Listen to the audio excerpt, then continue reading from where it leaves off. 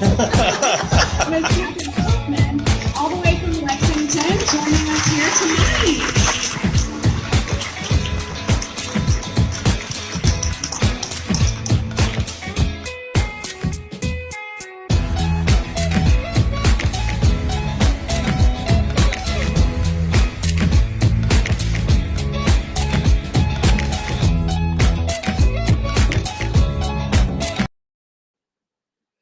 Hey everybody, welcome to Monday Night Live in Lexington, you guys.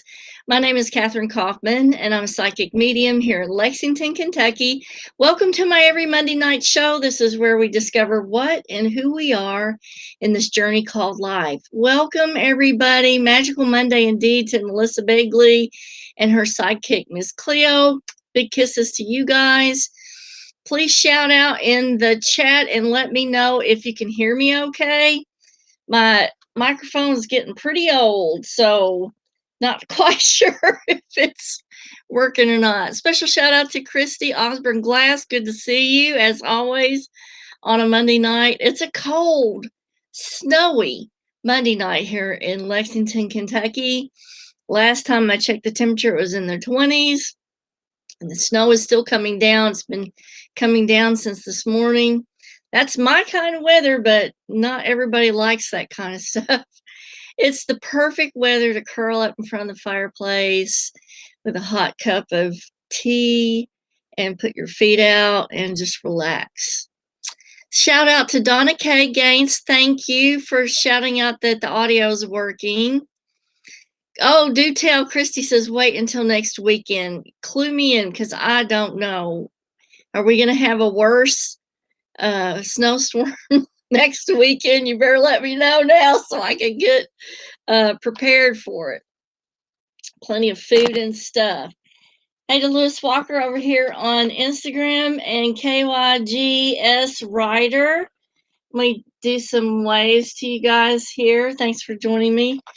I figured since we did the dangers of dabbling last week and we kind of hit on Ouija board stuff, I wanted to find out a little bit more about it, because if I remember correctly, there was somebody on the show that said that they played with the Ouija board when they were kids.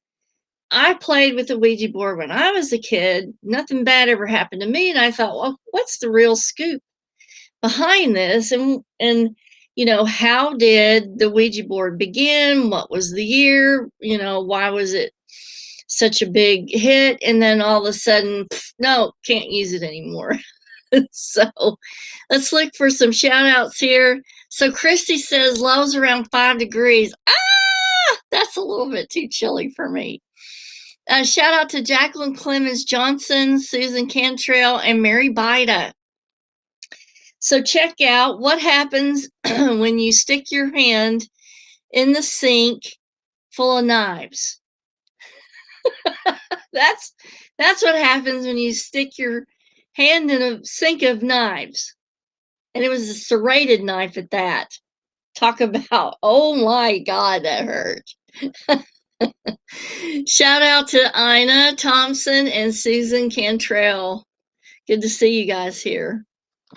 All right, so origins of the Ouija board. Please feel free to ask any questions that you want to ask about this. Now, so the first advertisement started appearing in the papers in the year 1891, and the advertisements read, Ouija, the wonderful talking board. So this was the turn of the century when this toy appeared. It was a Pittsburgh derived toy, and it was first released in the novelty shops in Pittsburgh. And it was supposed to answer questions like past, present, and future. But they called it the Wonderful Talking Board. Special shout out to my buddy, Rob Abbott. Yes, spirit boards. Now, spirit boards were around a lot longer than 1891, derivatives of spirit boards. And you can even make a spirit board out of a piece of cloth, just writing the letters and the numbers and stuff on it. And as a matter of fact, I think one of the original stories about the Dybbuk box was I watched a long time ago, and it said that the girls that actually put together the Dybbuk box had a cloth that they put over the table that was like a spirit board. And that's how they think this thing came into existence, whatever it was trapped in the Dybbuk box. Now, I don't know how true that is. That was just something I watched on TV. So you never know about such things. But this is researched stuff on the Ouija board that I got from the Smithsonian.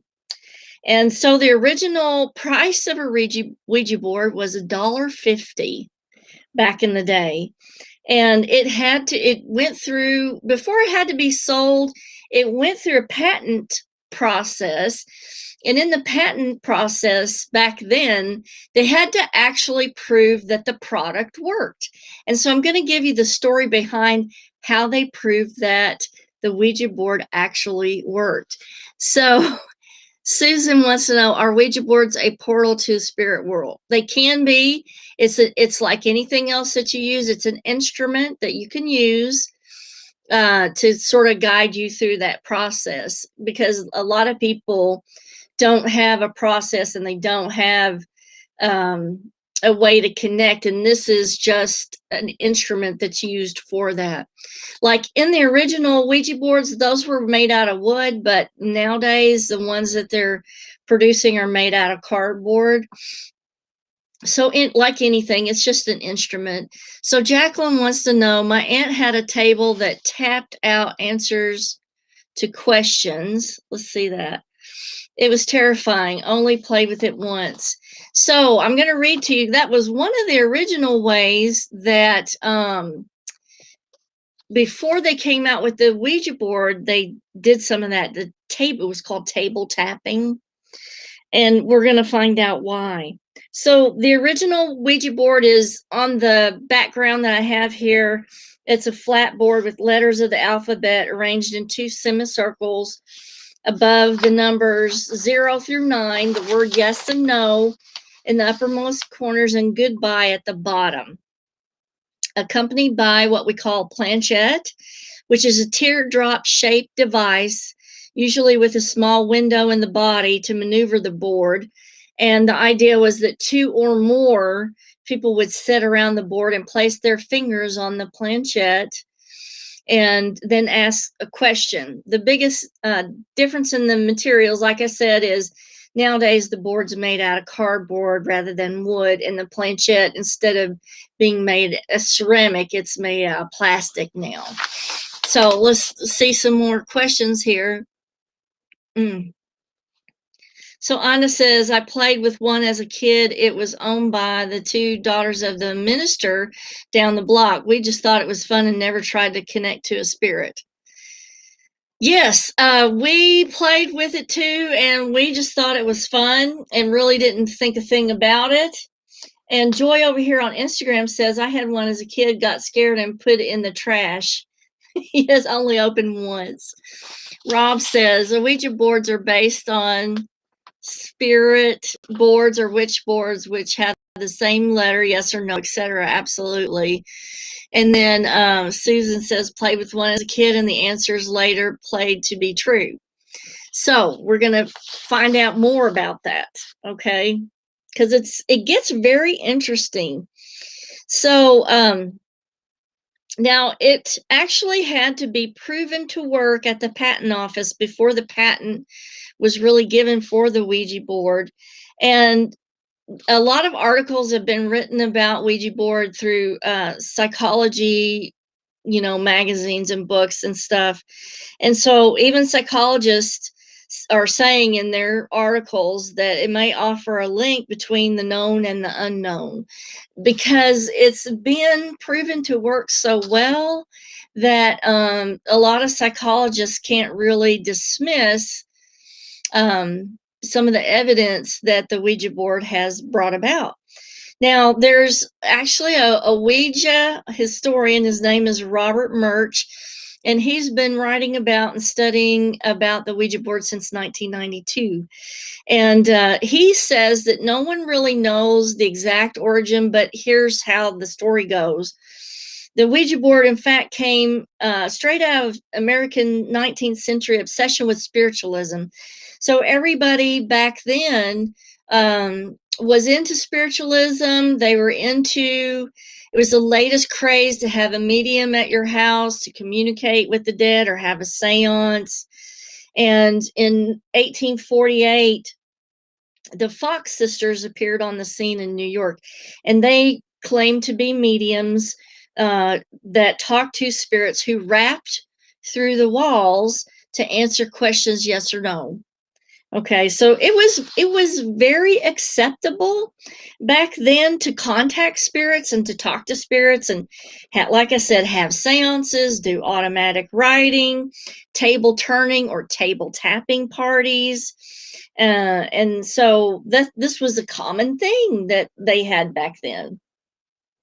Shout out to Northern Gray over here on Instagram, Judy Burkett Roberts, Jade over here on Facebook. Good to see you guys. And Peggy Thompson, if you guys have any questions, please let me know. So, and the reason why I think contacting the dead and mediums were so popular back then is because the average lifespan was only about 50. You know, lots of women died in childbirth, lots of kids died in childbirth. There were lots of childhood diseases that took kids early, and there was a lot of war, and so a lot of men did not come back from the war, and there was no closure for the families at all. And so, you know, this was acceptable back then. One of the most famous people that used this type of divination was Mary Todd Lincoln. And she used it to try to contact their 11-year-old son who died of a fever in 1862. So it was very, very common. So let's see. Rob says the material of what one is made of also contributes to what comes through. Wood, plastic, certain types of woods, etc., are all different vibrations and attract different levels of spirit. I absolutely agree with that. That is totally true. Judy says, remember being at grandparents and seeing the table walk. I was very young. Yes, yes. That it was a common thing back then, and it really didn't freak people out to see the table tip or to hear the table rap. So communicating with the dead was a very common thing. Now, the Kennard Novelty Company was one of the first producers of the Ouija board. In fact, they saw an opportunity to really open up the American's wallet and dip into that. So the Kennard Novelty Company was the first producer of the Ouija board. And it gets really interesting in how it was named and how they proved to the patent office that it actually worked. So let me see here if there's anything pertinent on that page. No. Okay, so moving right along. In 1886, the fledgling Associated Press, back then it was brand new, reported on a new phenomena overtaking the United States. It was the spiritualist camps were all talking about the Ouija board.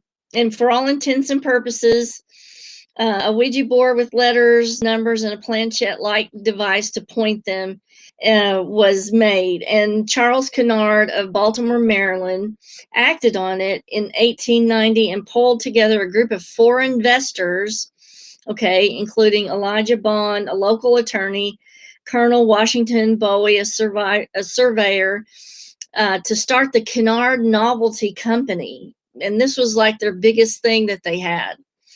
Now, none of the men were spiritualists, really. They were just entrepreneurs, but they all saw this as a really good opportunity and a niche that needed to be developed and that was widespread, and people wanted this back then. Let me check for questions really quick to make sure there aren't any. Okay, we're good. Okay, now the Kennards put together the board and they tested it, but they didn't have a name. So Bond's sister-in-law, Helen Peters, who they say was a strong medium, supplied the now instantly recognizable handle. Sitting around the table, they asked the board what the board would like to be called, and the name Ouija came through when they asked what it meant. The board replied, "Good luck." Now, here's something that they don't say very often is that Peters, who is the medium, acknowledged that she was wearing a locket bearing the picture of a woman named Ouida. Okay. Now, Ouida was sort of a suffragette, and Peters admired her because she did a lot of women's rights activism back then. And so they think that Miss Peters named the board Ouija after Ouida. So that's really where the name comes from. I believe that she said Ouija in relation to Ouida because she had the locket on. So now here's the deal with the patent office. This was so interesting. So the Ouija founders and the original Ouija patent file itself, which can be seen, the story of the board's patent request is true. Knowing that if they couldn't prove the board worked, they would not get their patent if they couldn't prove that it actually worked. Bond brought the indispensable Peters, the medium, to the patent office in Washington with him when he filed the application. There, the chief patent officer demanded a demonstration. If the board could accurately spell out his name, which was supposedly unknown to Bond and Peters, he'd allow the patent application to proceed. They all sat down and communed with the spirits, and the planchette faithfully spelled out the patent officer's name. So now, did it really spell it out, or did they do some digging and found out who it was that was doing the patent? That's the big question. We just don't know. We'd like to believe it spelled it out. It was a huge, huge moneymaker. And by the 1892, the Kennard Novelty Company went from one factory to two factories and another two factories within the next year in 1893. And so, it just blew up and became huge. Now, so it was, widely used and, widely publicized back then. How did we get from that to, the connotations of demonic stuff that are associated with Ouija boards nowadays?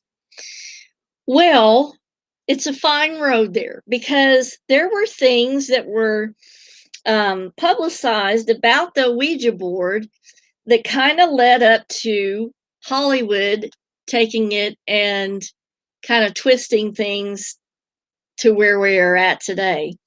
So here I'm going to read you some of the strange Ouija tales that appeared in American newspapers in right around 1920. So some of the things that the Times reported on was a Chicago woman being sent to a psychiatric hospital tried to explain to doctors that she wasn't suffering from mania, but that the Ouija spirits had told her to leave her dead mother's body in the living room for 15 days before burying her in the backyard. That may seem, like maybe something took her over to do that. In 1930, newspaper readers were thrilled to accounts of two women in Buffalo, New York, who murdered another woman, supposedly on the encouragement of Ouija board messages. Interesting. So we have, a dead mother who's not buried for 15 days. The daughter goes into the mental hospital. And then we have two women who murder another woman on the encouragement of the Ouija board. Okay, let's see if we have some more stuff here. Jennifer says, nope, I will not even be in front of those. Nope, not me. Oh, my goodness. I hear you. Okay, let's see if we have any other interesting stories. In 1941, a 23-year-old gas station attendant from New Jersey told the New York Times that he joined the Army because the Ouija board told him to. In 58, a Connecticut court decided not to honor the Ouija board will of Miss Helen Dow Peck, who left only $1,000 to two former servants and an insane $152,000 to Mr. John Gale Forbes, a lucky but bodiless spirit who contacted her through the Ouija board. So they were avid believers here about this Ouija board. Absolutely. Big shout out to Kentucky Dan. What's the weather like in Iowa? It is cold. And a shout out over here on Instagram to Lauren Paradise. Good to see you. And Smith and Thayers over here on Instagram. Good to see you guys. If you have any questions, just holler out in the chat and let me know. So, question to Kentucky Dan. Do you remember playing with the Ouija board when we were kids? I do. Okay, so after the Civil War, one man decided there was money to be made in contacting the dead. So he invented a popular occult board game that lives on today. That's the Ouija board. So it was, to them, it was just a huge money-making thing. Hey to Amber Bentine. So April has a question here. She says, the first time I used one, my friend asked if she could ever lose her virginity. It said yes tonight. She asked for the initials. We obviously didn't think it was going to actually happen. Well, later that night, we meet these three guys. She really liking one of them. They leave to go for a ride. My sister and I said, hey, what's your last name? The first name matched, so did the last name. LOL, it was true. She went and they just did that. Oh my goodness. Yeah, there were a lot of instances where, it was uncannily accurate. So, that really freaked out a lot of people. In 1916, Mrs. Pearl Curran made headlines when she began writing poems and stories. Now, I remember reading about this or maybe hearing about it on TV. She wrote a lot of poems and stories that she claimed were dictated through the Ouija board by the spirit of a 17th century English woman called Patience Worth. And I think that there are still some shows about Patience Worth channelings that you can go and watch. So Christy says, so do you recommend playing with one? So we kind of hit on that when we were talking about dabbling, and the dangers of dabbling. If you are trained in spirit communication, you know what measures to take and what protection to incorporate into your routine, and you have a strong faith. Now, it takes a strong spiritual base to do this kind of work. Because the spiritual base provides a lot of protection. And so if you know what you're doing and you've been trained, I feel like it's okay. Now, as far as kids playing with them, I think, like when we were kids and we played with them, nothing bad really happened. But I think somebody who's older, who's really reaching out to communicate with anything or something, that's dabbling. That will definitely get you into trouble. So let's see. So Judy says that definitely was accurate sometimes. So what happened with our Ouija board when we were kids is I remember my mom was trying to find out what was in her Christmas presents. And the first Christmas present, the board told her what was in it. And so she got really excited about that. And so she thought, well, I asked about the second present. So she asked about the second present and the board wouldn't tell her. It kept saying, no, love, No, love, you can't know, love. And so she got mad and she took that board and threw it in the trash can. And we didn't get to play with it after that. She was gone. So hello to Kristen Connors. Good to see you. And thanks for joining us. Okay, so let's move on to how did it get vilified? How did we get vilified? Well, everything was good for Ouija board sales and all that stuff until 1973. Guess what happened? That was the year that The Exorcist came out in theaters. And, playing with the Ouija, 12-year-old Reagan, possessed by a demon after playing with the Ouija board. So, that fear was just like wildfire throughout the populace. And it was kind of like, you use a Ouija board and you were dialing into the devil. And so after the Exorcist film, everybody was just like hot potato. So almost overnight, the Ouija board became a tool of the devil for, that reason. And the horror writers and the movie makers have kind of taken that and run with it, because there are a lot of successive movies that have come out that, continue the vilification of the Ouija board. But back in the 1800s, 1890s, this was widely used by a lot of people that were really grieving and wanting to communicate with their lost loved ones. So Kentucky Dan says fear is very attractive. Yes, it is. And that's kind of what they sold in the movie is fear. And it's exciting. I remember going to, do ghost hunting in my teens out in a graveyard. And because we wanted to get scared, we wanted to see something.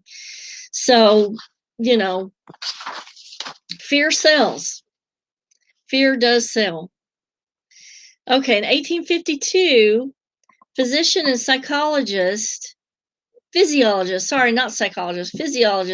William Benjamin Carpenter published a report for the Royal Institution of Great Britain examining the automatic muscular movements that take place without the conscious will or volition of the individual. Okay, so almost immediately, other researchers saw applications of the ideometer effect in the popular spiritualist pastimes. In 1853, chemist and physicist Michael Faraday, intrigued by the table turning, table tipping, and stuff, conducted a series of experiments that proved to him, though not to most spiritualists, that the table's motion was due to the ideometer actions of the participants. In other words, let me boil this down for you. The subconscious mind can cause minute muscular movements to occur to move the planchette or move the table. Now, as you know from past videos I've done, the subconscious is connected to the quantum field. And so there's a ton of information that is stored away in that we don't have access to. And using a tool like the Ouija board, or let's say dowsing causes the same minute muscular movements to occur to move the dowsing pendulum or the dowsing rods. And so you can access and pull information out of the subconscious using these tools. But like I said before in last week's dabbling video, you need to be trained, you need to use protection, and you need to have instruction in order to how to do it properly and not get involved with an entity that could really cause a lot of harm. And they can cause a lot of harm. So let's see, we have another question here. Cesaria says, I was 15 and a friend and asked about who would be lead in the interview with a vampire. And it said Tom Cruise. Now I use a talking board. Currently, I use it after prayer and meditating. Good deal. Now, see, that's somebody who's been trained in what they're doing. So absolutely. It can be a very helpful tool, just like the pendulum or just like, dowsing rods. Let's read one more thing to you. So 2 years ago, Dr. Ron Resnick, a professor of psychology and computer science, and Dr. Sidney Fells, a professor of electrical and computer engineering, began looking at exactly what happens when people sit down to use a Ouija board. Fells said that they got the idea after he hosted a Halloween party with a fortune-telling theme and found himself explaining to several foreign students who had never really seen how the Ouija board works. They just kept asking where to put the batteries. Fells laughed. After offering up a more Halloween-friendly mystical explanation, leaving out the ideometer effect. The ideometer effect is that effect where the subconscious starts to make those minute muscular movements to move either the planchette or the dowsing rods. Leaving out the ideometer effect, he left the students to play with the board on their own. When he came back hours later, they were still at it, although by now much more freaked out. A few days post-hangover later, Fells said he and Resnick and a few others began talking about what is actually going on with the Ouija board. The team thought the board could offer a really unique way to examine non-conscious knowledge, or really knowledge that is trapped in the subconscious below the subliminal, and accessing that, how to access that information, that the Ouija board is simply just a tool to access that information. So, like any kind of tool that you use, it can be an invitation or a way in for a malevolent entity to make contact and really wreak havoc. So, like Cesaria, you need to know what you're doing. And let's see, Dawn says, pendulum is fine, right? If you're trained and if you use psychic protection, Dawn, absolutely, it is a tool just like anything else, and it can be used for a malevolent theme, given the right person and somebody who's inquiring about anything out there, just wanting contact with anything. That's one of the most dangerous things, is just not really specifying who or what you want contact with, but just kind of leaving it open, like an open-ended invitation. That can be disastrous. So UBC's experiments show that the Ouija could be a very useful tool in rigorously investigating non-conscious or subconscious thought processes. Now that we have some hypothesis in the terms of what's going on here, accessing knowledge and cognitive abilities that you're not aware of. The Ouija board can be an instrument, like I said, an instrument to actually get to that information. Now we can start using it to ask other types of questions rather than just communicating with the dead. So, the applications are good. It is fun and entertaining in the right context. I didn't experience anything untoward when I was a child, but I understand that other people have. Other people have had really, horrible things happen, but classically, these were people that were dabbling. They didn't know what they were doing. They took no protection. They really didn't have any guidance or instruction. And so, like we talked about last week, responsibility, intent, and protection, that rest in peace acronym that we brought up last week through Sister Jessica, and so that's my suggestion. Just be responsible, get your training, make sure your intent is correct, and always, always, always take protection. Now, you know what next week is? Next week is Valentine's Day, so I'll try to think up something really creative for the day after Valentine's show. If you have any suggestions or there's something love related that you want to see, please message or email me. I will I'm going to drop my email in the chat box for you. And so if you have something that you want to see in particular next week, shoot me an email and we'll get it going. Otherwise, it's going to be up to my imagination what we do next week. And I want to thank all you guys for tuning in. I do appreciate and I love to see all of you guys. So Dawn wants to know where it originated. Well, the original Ouija board was in Pittsburgh. It was created by a company, a novelty company, the Kennard Novelty Company in Pittsburgh in 1891 and patented. So they had to prove that the Ouija board actually worked to get the patent. Good to see you, George McKinney. You slipped the in on there on me. I missed you at first. So Kentucky Dan, this is my brother, says, Aunt Ruby said there are things in the universe that are not good or evil, but very powerful, and tampering with them without guidance is like playing on a high tension tower. Yes, we talked about that before. You have to be careful. You have to be cautious, protective. You have to know what you're doing. And let's say if something goes wrong, you have to know what to do. Because even an experienced person can have something bad happen. So you have to know, what are the steps I need to take if something bad happens? And, so that's another facet of it. You guys have a fabulous week. It's always good to see all of you guys. Kisses from Kentucky.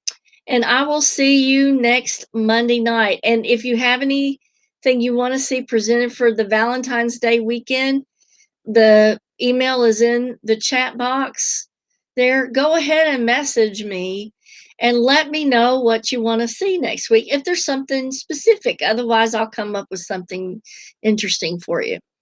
So Melissa says, thank you so much. Played one as a child with friends. Nothing really happened, but we were all terrified. It's exciting. It can be exciting for kids, and it can be fun. See you guys.